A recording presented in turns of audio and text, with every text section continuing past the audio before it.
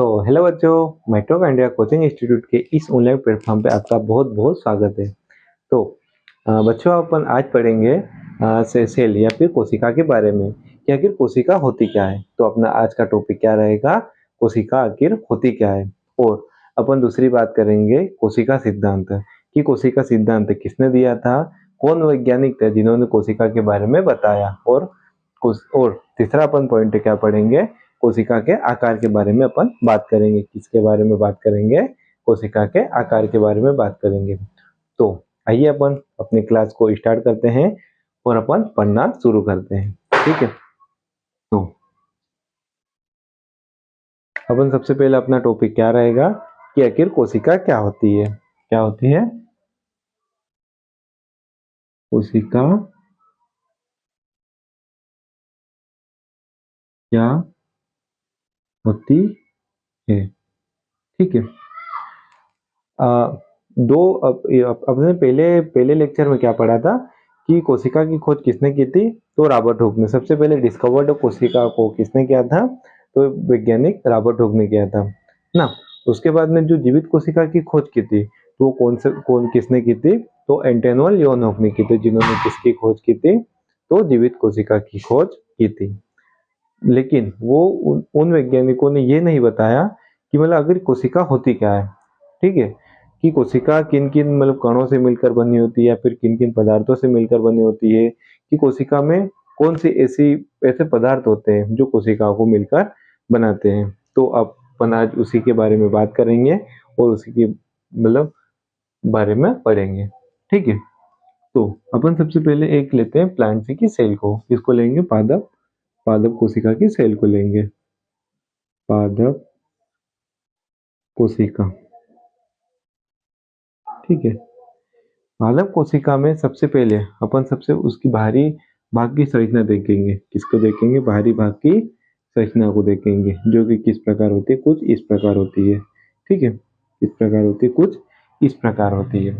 ठीक, जो जो बाहरी भाग अपन जो बाहरी संरचना दिखाई देती है, जो बाहरी संरचना को अपन क्या कहते हैं, कोशिका भित्ति। क्या कहते हैं, कोशिका भित्ति, या फिर इंग्लिश में इसको क्या कहेंगे, सेल वॉल। क्या कहेंगे बच्चों, सेल वॉल। अब इसके अंदर एक पतली सी परत के समान एक संरचना मिलती है ना, रुकिए अपन ब्लू। ठीक है, इसके अंदर एक पतली सी परत मिलती है। कैसी परत मिलती है, एक पतली सी परत मिलती है। किसके अंदर, कोशिका भित्ति के अंदर क्या मिलती है, एक पतली सी परत मिलती है, जिसको क्या कहते हैं,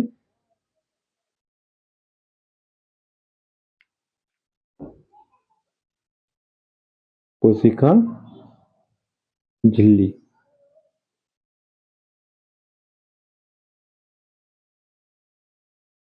यानी कि इसको इंग्लिश में क्या कहेंगे, सेल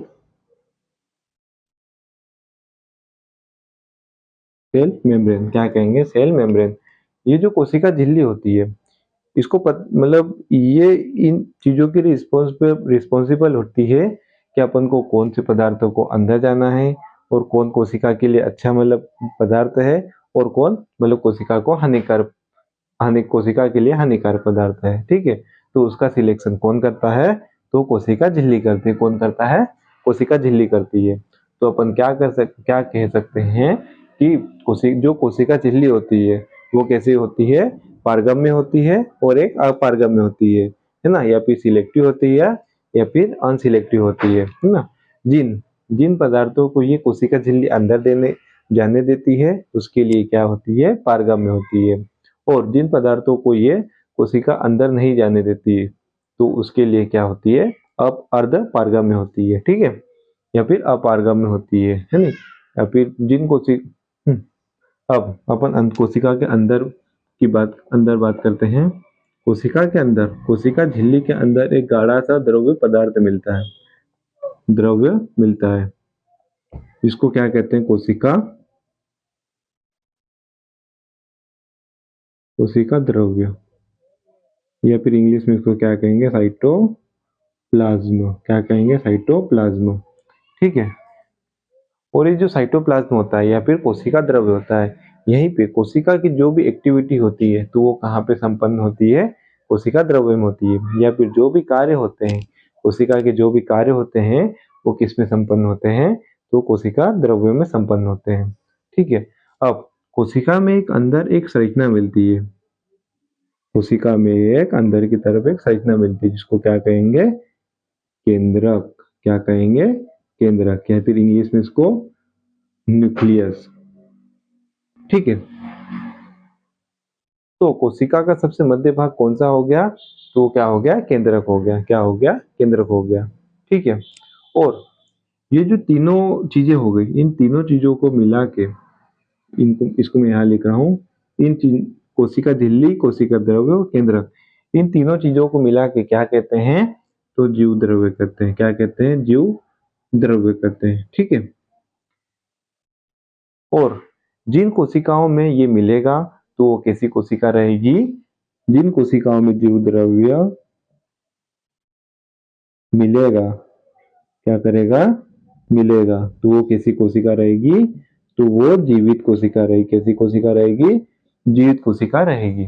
ठीक है। और जिन कोशिकाओं में जीव द्रव्य नहीं मिलेगा, नहीं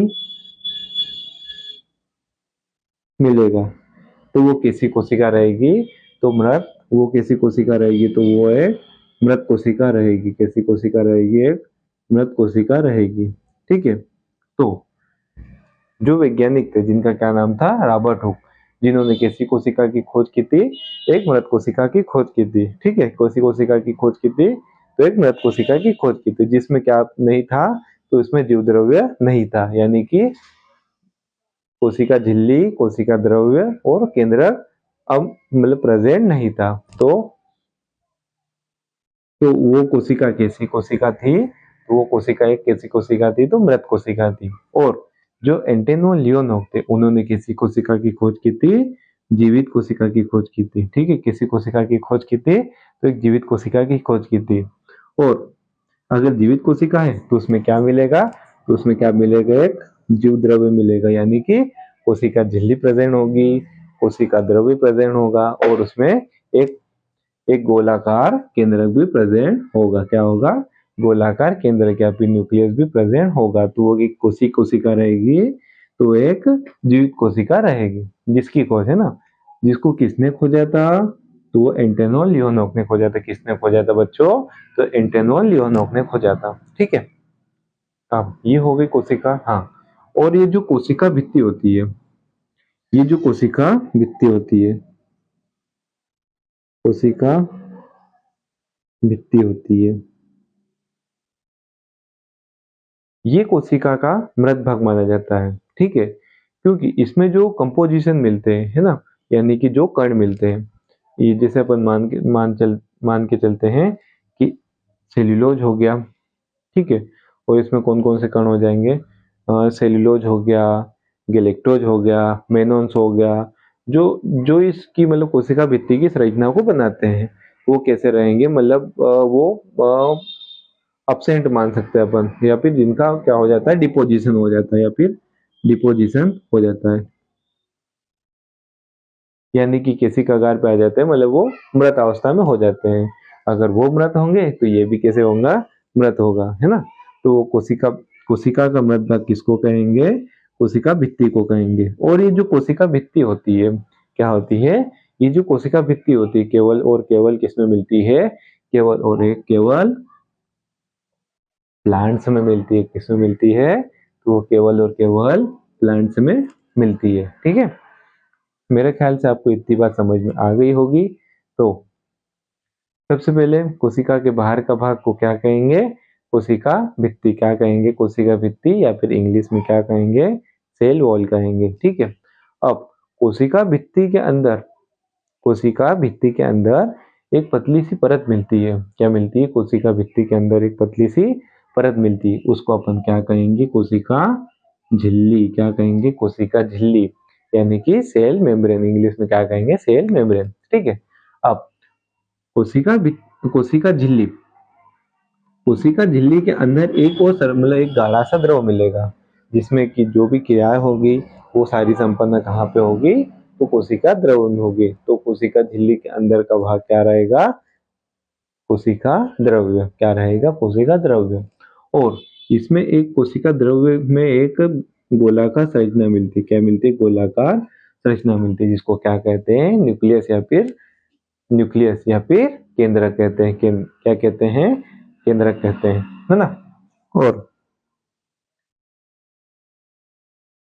जिन कोशिकाओं में, और इन तीनों चीजों को मिला के एक नाम दिया गया, क्या कहते हैं, जीव द्रव्य। ठीक है, क्या कहते हैं, जीव द्रव्य। और जिन भी कोशिकाओं में ये जीव द्रव्य प्रेजेंट होगा, क्या रहेगा, जिन भी कोशिकाओं में ये जीव द्रव्य प्रेजेंट रहेगा उसको क्या कहेंगे, जीवित कोशिका। तो एंटन और लियोनोव ने किसी कोशिका की खोज की थी जिसमें ये प्रेजेंट थे, क्या थे, ये प्रेजेंट थे। तो उनकी कोशिका, किसी कोशिका की खोज की थी, तो जीवित कोशिका की खोज की थी। ठीक है। और जो रॉबर्ट हुक थे, और जो रॉबर्ट हुक नामक वैज्ञानिक थे, उन्होंने किसी कोशिका की खोज की थी, तो एक मृत कोशिका की खोज की थी। तब उसमें आप भी बताइए कि क्या ऑप्शन रहेगा, तो उसमें क्या ऑप्शन रहेगा, तो जीव द्रव्य उसमें नहीं मिलेगा। क्या नहीं मिलेगा बच्चों, उसमें जीव द्रव्य नहीं मिलेगा। ठीक है। और जो कोशिका भित्ति होती है वो कोशिका का कैसा भाग होता है, तो कोशिका का मृत भाग होता है। कैसा भाग होता है, कोशिका का मृत भाग होता है। ठीक है, ये हो गई, अपन ने पहला भाग पढ़ लिया, कोशिका आखिर होती क्या है। तो आपको अच्छे से समझ में आ गया होगा कि आखिर कोशिका क्या होती है। ठीक है। अब अपन अगली बात करेंगे, अब कोशिका सिद्धांत के बारे में। किसके बारे में, कोशिका सिद्धांत के बारे में, कि आखिर कोशिका सिद्धांत किसने दिया, कोशिका सिद्धांत में क्या कहा गया है। ठीक है। तो आइए अपन कोशिका सिद्धांत के बारे में बात करते हैं। अपना टॉपिक क्या रहेगा, कोशिका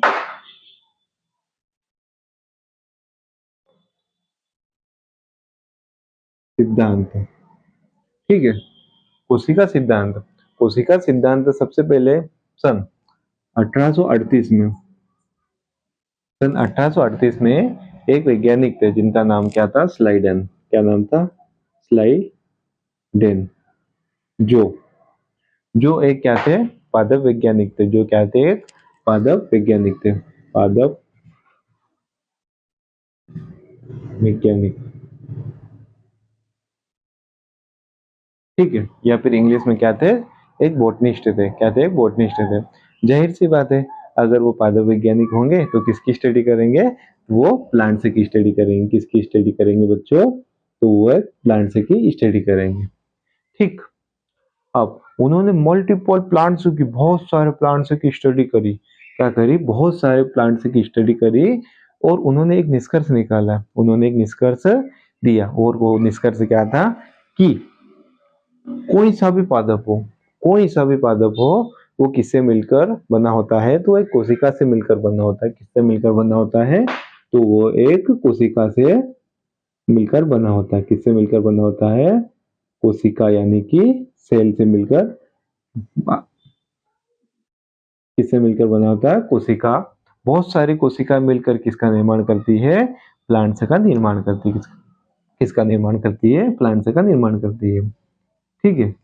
अब एक और वैज्ञानिक आए, उनके कब आए, 1839 में। कब आए, 1839 में। ठीक है।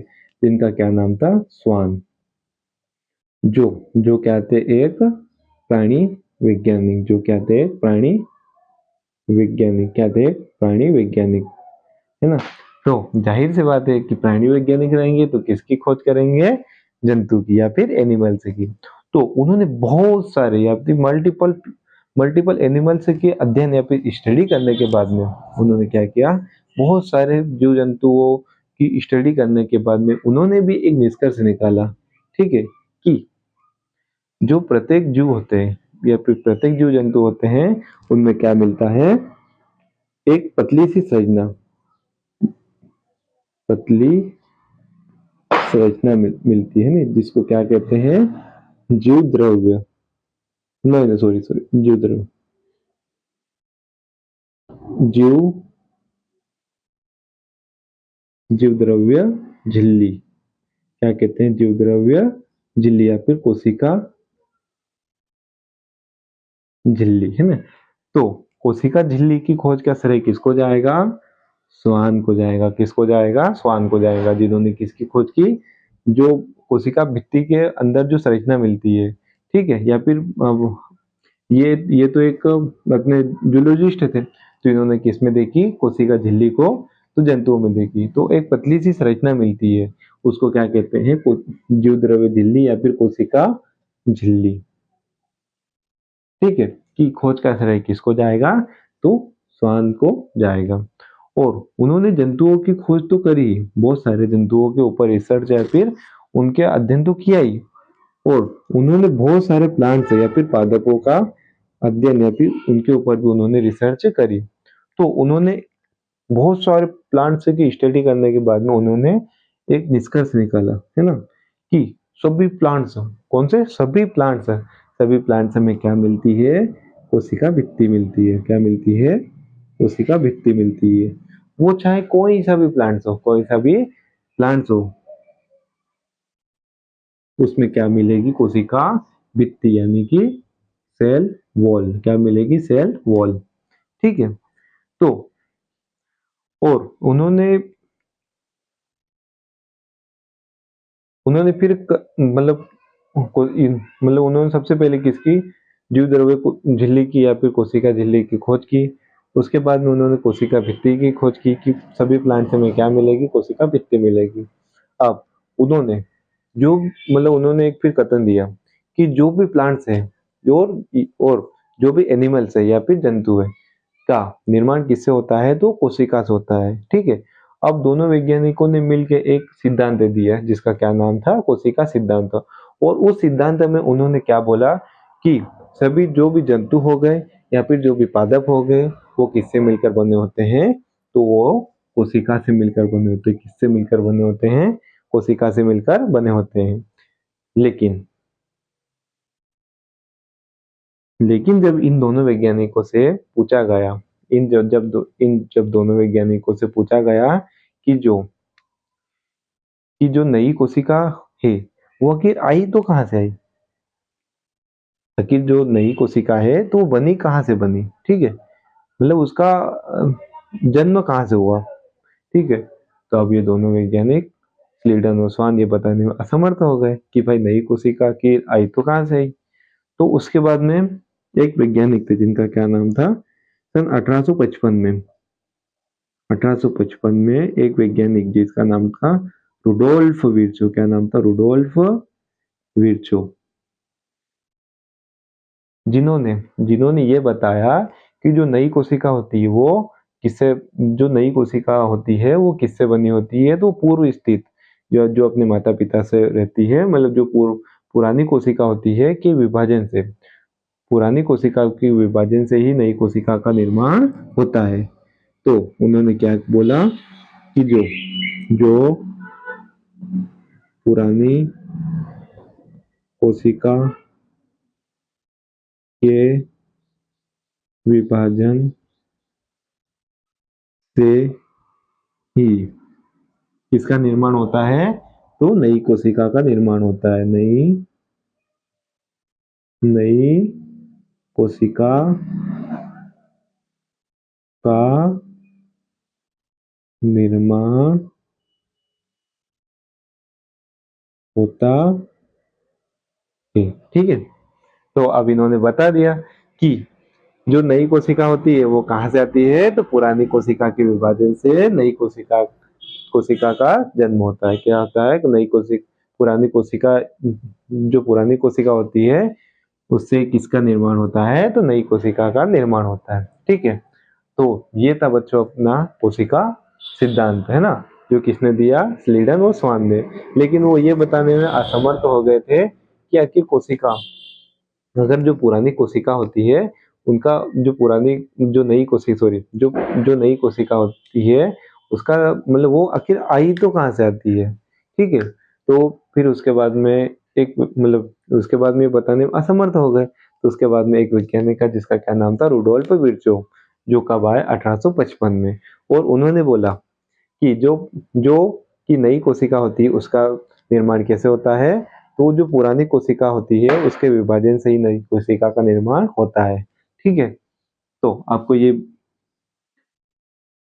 तो अब इन्होंने क्या कर दिया था, सिद्ध कर दिया था। ठीक है, क्या सिद्ध कर दिया था कि जो नई नई कोशिका होती है उसका निर्माण कहाँ से होता है, तो नई जो जो पुरानी कोशिका उसके विभाजन से इसका निर्माण होता है। ठीक है, तो चलिए अब अपना कौन अपन ने कोशिका सिद्धांत के बारे में भी पढ़ लिया होगा। मेरे ख्याल से आपको अच्छे से समझ में आया होगा। ठीक है, अब अब अपन बात करेंगे जो कोशिका का माप होता है, कि आखिर कोशिका जो होती है उसका क्या क्या माप होता है। तो अपन कुछ कोशिकाओं के माप या फिर आकार के बारे में पढ़ेंगे कि आखिर कोशिकाओं का माप क्या क्या होता है।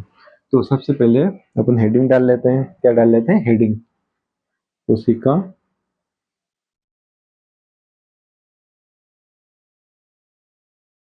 कोशिका का माप या फिर आकार, कोशिका का माप। ठीक है, आप कोशिका का यानी अलग अलग कोशिकाओं का माप कैसा होता है, अलग अलग होता है। कैसा होता है, अलग अलग होता है। सबसे पहले सबसे छोटी कोशिका की बात करते हैं। किसकी बात करते हैं, सबसे पहले अपन सबसे छोटी कोशिका की बात करते हैं। तो नंबर एक, सबसे छोटी कोशिका। तो सबसे कोशिका कौन सी होती है, माइकोप्लाज्मा की, माइकोप्लाज्मा, माइकोप्लाज्मा जिसका आकार क्या होता है, 0.3 माइक्रोमीटर। ये किसको कौन से उस दर्शाता है, तो ये माइक्रोमीटर को दर्शाता है। ठीक है, और अब जहाँ कहीं पे म्यू और एम लिखा जाए तो उसका अर्थ क्या होता है, माइक्रोमीटर होता है। क्या होता है बच्चों, माइक्रोमीटर। ठीक है, अब जो जीवाणु होते हैं, है ना, कि जो जीवाणु होते हैं, जीवाणु या फिर इसको इंग्लिश में क्या कहेंगे, बैक्टीरिया। बैक्टीरिया बैक्टीरिया का आकार कितना होता है, तो वो होता है 3 से 5 माइक्रोमीटर। मतलब बहुत छोटी छोटी संरचना होती है। क्या होती है, बहुत छोटी छोटी संरचनाएं होती है। ठीक है, अब अगर अपन बात करें कि सबसे बड़ी कोशिका की, ये तो हो गई सबसे छोटी कोशिकाओं की बात। अब अपन बात करेंगे सबसे, अगर बड़ी कोशिका की बात करें तो सबसे बड़ी कोशिका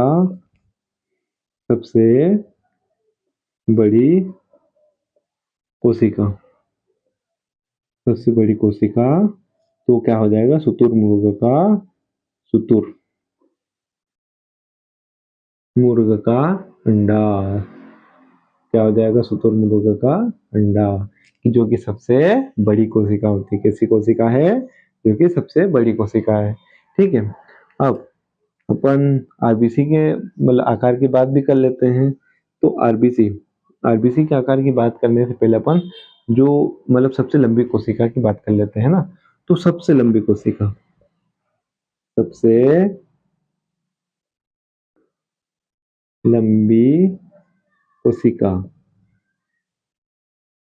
कौन सी होती है, तो तंत्रिका कोशिका होती है, जो कि हमारे पूरे शरीर में फैली हुई है। क्या होती है, हमारे पूरे शरीर में कौन फैला हुआ है, तो तंत्रिका कोशिकाओं का एक जाल फैला हुआ है। तो सबसे लंबी कोशिका कौन सी हो जाएगी, तंत्रिका कोशिका। क्या हो जाएगी, तंत्रिका कोशिका। ठीक है, अब अपन एक कोशिका की और बात कर लेते हैं, जिसका क्या नाम है, लाल रक्त कोशिका है। लाल रक्त कोशिका यानी कि आरबीसी, लाल रक्त कोशिका है। लाल रक्त कोशिका है यानी कि या फिर कणिका है, लाल रक्त कणिका या फिर लाल रक्त कोशिका यानी कि आरबीसी, जिनका आकार कितना होता है, 7.0 माइक्रोमीटर। ठीक है, क्या होता है, 7.0 माइक्रोमीटर यानी कि 7 माइक्रोमीटर। ठीक है, तो सबसे छोटी कोशिका कौन सी हो गई, माइकोप्लाज्मा। क्या हो गई, माइकोप्लाज्मा, जिसका आकार क्या होता है, 0.3 माइक्रोमीटर। उसके बाद में सबसे जीवाणु है नी, जीवाणु की कोशिका, जीवाणु या फिर बैक्टीरिया की कोशिका का आकार कितना होता है? तो 3 से 5 माइक्रोमीटर। क्या होता है? 3 से 5 माइक्रोमीटर। ठीक है। अब अपन सबसे बड़ी कोशिका की बात करें, क्या करेंगे? सबसे बड़ी कोशिका की बात करेंगे तो वो क्या हो जाएगा? शुतुरमुर्ग का अंडा। क्या हो जाएगा? शुतुरमुर्ग का अंडा। ठीक है। अब सबसे बड़ी कोशिका की बात हो गई। अब अपन सबसे लंबी कोशिका की बात करेंगे। किसकी बात करेंगे? सबसे लंबी कोशिका की बात करेंगे तो क्या हो जाएगी? तंत्रिका कोशिका। उसके बाद में अपन किसकी बात करेंगे? आरबीसी, जिसका आकार कितना हो जाएगा? 7 या फिर 7 माइक्रोमीटर। क्या हो जाएगा? 7 माइक्रोमीटर। चलिए, तो आज अपन अपनी क्लास को यहीं पे समाप्त करेंगे और अपन आगे का चैप्टर अगली क्लास में या फिर अगले दिन पढ़ेंगे। ठीक है। आपका बहुत बहुत धन्यवाद। जय हिंद, जय भारत।